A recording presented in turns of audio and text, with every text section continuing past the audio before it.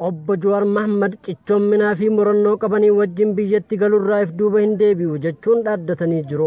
Akka fuula Facebook isaa irratti ibsa kennaniin Obbo Jawaar Mohaammed akkana jechuun dubbatan.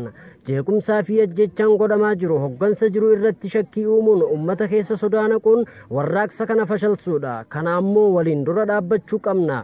Yeroon kun kan sodaatanii biyya sanirraa hafan osoo hin taane kan kutatanii biyyatti galuun waliin hojjechuun diina abdii kutachiisanidha. Kanaaf murtiin ani galuuf godhes murtii sirrii akka ta'e natti mul'ata. Namoonni hedduun nageenya kiyyaaf yaaddahuun akkan yaada jijjiiruunaaf barreessaa jirtan. Garuu murtiin kun warraaqsa saffisa eegaleen deemsisuuf akkaan barbaachisaadha. Diina duubatti nu deebisuuf ija babaasuu itti dhiyaannee abdii kutachiisuu qabna.